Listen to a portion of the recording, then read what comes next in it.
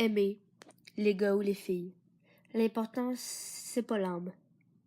Aujourd'hui, c'est si difficile de trouver l'amour avec tous les gens qui nous repoussent et qui nous humilient selon l'homosexualité qu'on a.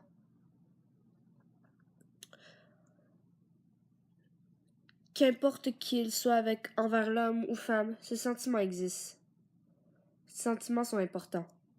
L'année dernière, j'avais fait une expression orale sur l'homophobie. Tous les gens de ma classe avaient pris ça pour un coming out.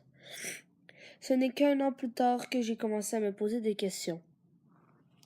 Je ne sais pas si je suis totalement lesbienne ou bisexuelle, mais pour le moment, je sais que j'aime un gars, quand bien même que tout le monde me jugerait, me pointerait du doigt. Ça ne sauverait jamais en mal ce qu'elle me fait en bien. Et nous n'en sommes même pas ensemble, car il ignore mes sentiments. Suis-je normale? Est-ce que je mérite d'être rabaissée, tabassée, brûlée, telle qu'une sorcière sur un bûcher? Est-ce que je suis un enfant du diable? Dieu n'a-t-il pas dit d'aimer? Il n'a jamais spécifié qu'une grande place seulement parce que j'ai osé aimer. Suis-je un monstre, un rebut de la société? Souvent dans ma jeune vie, j'ai entendu des gens me moquer des homosexuels. Gays, tapettes, pédales, tantes, tarlouses, pédophiles. J'en passe et beaucoup toujours. J'ai pris la défense de ces gens, trop souvent humiliés.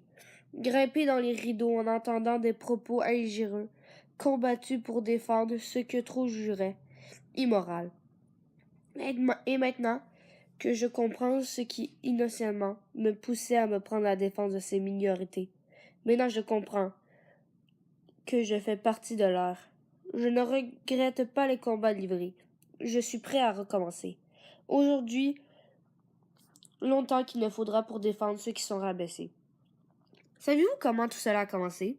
Cette haine, ce dégoût envers ceux qui ont préféré chercher réconfort dans les bras semblables aux leurs. Il y a des homosexuels depuis le tout début. Il y en a toujours eu, il y en aura toujours, car cela n'est pas anormal. Regardez chez les Grecs, les maîtres enseignaient tout à leurs élèves. Tout. Aujourd'hui, on appelle ça la pédophilie. Mais à ce moment, c'était normal. Si on acceptait ces pratiques, étant dégoûté de voir deux hommes ensemble, non?